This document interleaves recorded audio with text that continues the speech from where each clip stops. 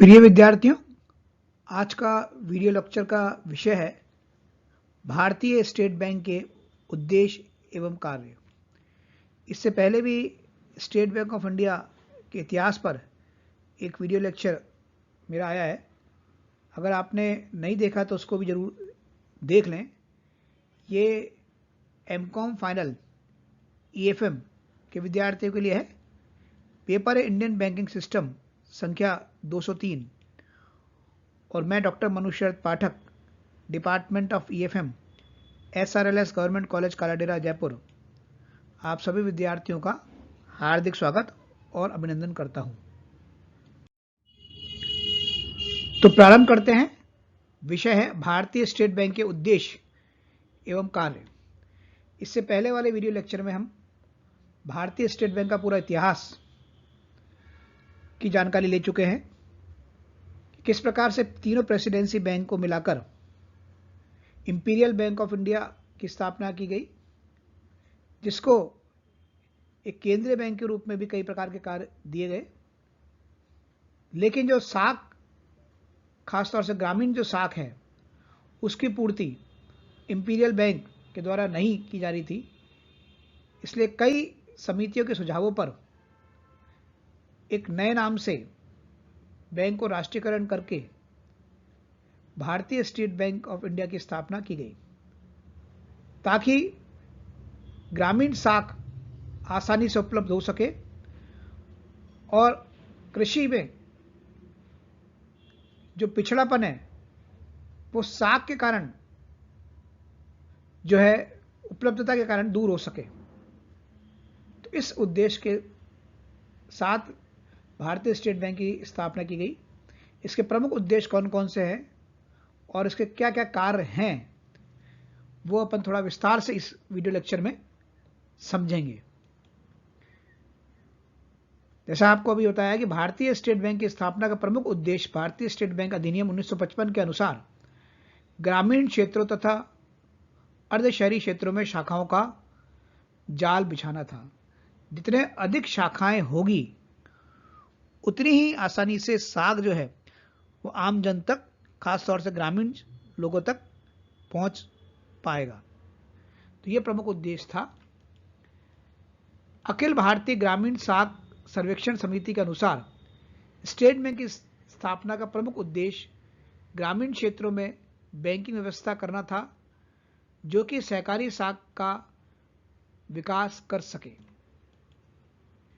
प्रमुख उद्देश्य कौन कौन से रहे? इसलिए पहला रहा ग्रामीण आंचलिक क्षेत्रों में शाखाओं का विस्तार करना। ग्रामीण क्षेत्र जो पहले अछूता था साख की सुविधा से, जहां पर सेठों, साहूकारों, जमींदारों के माध्यम से साख सुविधा दी जाती थी और शोषण होता था, साख की दर महंगी थी, उस पूरी व्यवस्था को जो है वो समाप्त कर ग्रामीण लोगों के विकास के लिए ग्रामीण क्षेत्रों में शाखा का विस्तार करना, यह प्रमुख उद्देश्य भारतीय स्टेट बैंक का रहा। दूसरा उद्देश्य, ऐसे प्रदेश जहां पर बैंकिंग कम है या बैंकिंग नहीं है, उन प्रदेशों में अधिक से अधिक बैंकिंग का विकास करना, जिसमें राजस्थान में भी प्रारंभिक अवस्था में कमी थी, उसमें अधिक से अधिक बैंकिंग सुविधा देना, बैंक से लोगों को अभ्यस्त करवाना। अविकसित एवं अर्धविकसित क्षेत्रों में सस्ती व शीघ्रगामी धन प्रेषण सुविधाएं प्रदान करना। इसके अलावा सहकारी साख संस्थाओं के विकास में सहायता पहुंचाना, क्योंकि सहकारी साख संस्था जो है वो एक अहम भूमिका निभा सकती थी और खासतौर से सहकारी साख का जो पूरा ढांचा था उसको मजबूत करने के लिए और उसको विकास में जो है सहयोग देने के लिए स्टेट बैंक ऑफ इंडिया की स्थापना की गई, इस उद्देश्य को पूरा करने के लिए। इस प्रकार भारतीय स्टेट बैंक की स्थापना का उद्देश्य शक्तिशाली व्यापारिक बैंकिंग सेवाएं प्रदान करना, ग्रामीण क्षेत्रों में शाखा विस्तार, छोटे छोटे उद्योगों की वित्त व्यवस्था, कृषि कार्यों के लिए वित्त प्रबंधन तथा सहकारी संस्थाओं का विकास करना था। भारतीय स्टेट बैंक रिजर्व बैंक के प्रतिनिधि के रूप में भी कार्य करता है, यानी जहां जहां रिजर्व बैंक की शाखाएं नहीं है वहां स्टेट बैंक रिजर्व बैंक के प्रतिनिधि के रूप में रिजर्व बैंक की तरह कार्य करता है। इसी कारण इसका अन्य उद्देश्य रिजर्व बैंक की साख नीति का सफल क्रियान्वयन तथा मौद्रिक असंतुलनों को दूर करने में सहायता पहुंचाना भी है। अब भारतीय स्टेट बैंक के जो कार्य हैं वो कौन कौन से हैं? भारतीय स्टेट बैंक अधिनियम 1955 के अधीन जुलाई 1955 को स्थापित भारतीय स्टेट बैंक की स्थापना का प्रमुख उद्देश्य साहूकारों, महाजनों, देशी बैंकरों से शोषित, गरीबी से टूटे मन तथा भूख से टूटे शरीर वाले ग्रामीण समुदाय को बैंकिंग सुविधा उपलब्ध कराकर उनका जीवन स्तर में वृद्धि करना था। और ग्रामीण क्षेत्र के लोगों का जीवन स्तर को उठाना, जो स्टैंडर्ड ऑफ लिविंग है उनका, उसको में वृद्धि करना है, ये प्रमुख उद्देश्य रखा गया। भारतीय स्टेट बैंक भी एक व्यापारिक बैंक के रूप में वे सभी कार्य संपन्न करता है। अगर कार्यों की बात करें जाए तो व्यापारिक बैंक के रूप में सभी कार्यों की संपन्न करता है जो कार्य अन्य व्यापारिक बैंक द्वारा किए जाते हैं। साथ ही साथ भारतीय स्टेट बैंक उन स्थानों पर केंद्रीय बैंकिंग संबंधित कार्य को भी संपन्न करता है जहां भारतीय रिजर्व बैंक का कार्यालय नहीं होता। यानी कार्य के रूप में अगर बात करी जाए तो रिजर्व बैंक के रूप में भी वो कार्य करता है जहां पे रिजर्व बैंक नहीं है, और जितने प्रकार के व्यापारिक बैंक जो कार्य करते हैं वो सभी कार्य जो है स्टेट बैंक ऑफ इंडिया की शाखा द्वारा किया जाता है।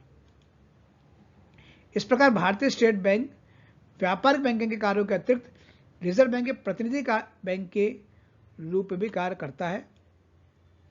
व्यापारिक बैंकिंग संबंधित कार्य यथा धन निक्षेप करना, स्वीकार करना यानी सरकारी प्रतिभूतियों में धन विनियोजन, नगद साख, ऋण एवं अग्रिम प्रदान करना, बहुमूल्य वस्तुओं की सुरक्षा, बिल ड्राफ्ट जारी करना इत्यादि के अतिरिक्त भारतीय स्टेट बैंक की स्थापना कुछ विशेष कार्यों को संपन्न करने के लिए की गई थी।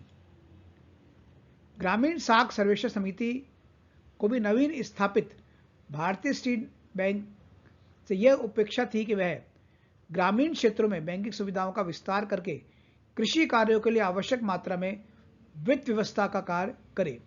इस प्रकार भारतीय स्टेट बैंक को व्यापारिक बैंकिंग कार्यों को संपन्न करने का उत्तरदायित्व वहन करना पड़ा। तो ये एक प्रकार से जो कार्य बताए गए वो ये दो प्रकार के कार्य बताए गए। अगली स्लाइड में जो भारतीय स्टेट बैंक के जो कार्य हैं प्रमुख रूप से वो कौन कौन से थे उनको देखेंगे अपन। भारतीय स्टेट बैंक का प्रमुख कार्य देश के समस्त भागों में मुख्य रूप से ग्रामीण एवं अर्ध शहरी क्षेत्रों में पर्याप्त शाखा विस्तार कर बैंकिंग सुविधाओं में वृद्धि करना है। इसी कारण स्टेट बैंक पर स्थापना के समय भी प्रथम 5 वर्षों में 400 नवीन शाखाओं को स्थापित करने का उत्तरदायित्व डाला गया। दूसरा, भारतीय स्टेट बैंक का दूसरा महत्वपूर्ण कार्य ग्रामीण साख व्यवस्था में पर्याप्त त्रुटियों को दूर कर कृषि कार्यों के लिए वित्त प्रदान करना है। तीसरा कार्य भारतीय स्टेट बैंक का यह भी कर्तव्य है कि वह भारतीय रिजर्व बैंक की मौद्रिक नीतियों के क्रियान्वयन में सहायता पहुंचाए। चौथा कार्य, इसके अतिरिक्त एक शक्तिशाली व्यापारिक बैंक होने के नाते भारतीय स्टेट बैंक का यह भी कर्तव्य है कि विभिन्न आर्थिक गतिविधियां यथा आंतरिक एवं व्यापार, लघु एवं वृहद उद्योग इत्यादि की वित्तीय सुविधाएं प्रदान कर देश के आर्थिक विकास में महत्वपूर्ण भूमिका का निर्वाह करें। तो संक्षेप में कहा जा सकता है कि वास्तव में भारतीय स्टेट बैंक एक बहुउद्देशीय बैंक के रूप में कार्यरत है, यानी उसके कई उद्देश्य हैं। यह एक और व्यापारिक बैंकिंग के कार्य करता है, तो दूसरी ओर देश के आर्थिक विकास से संबंधित विभिन्न कार्यों को भी संपन्न करता है। तो एमकॉम फाइनल के विद्यार्थियों के लिए तैयार किया गया ये वीडियो लेक्चर आपने सुना, आपको पसंद आया होगा। चैनल को सब्सक्राइब करिए और कमेंट बॉक्स में आके कमेंट जरूर करिएगा। देखने के लिए पुनः धन्यवाद।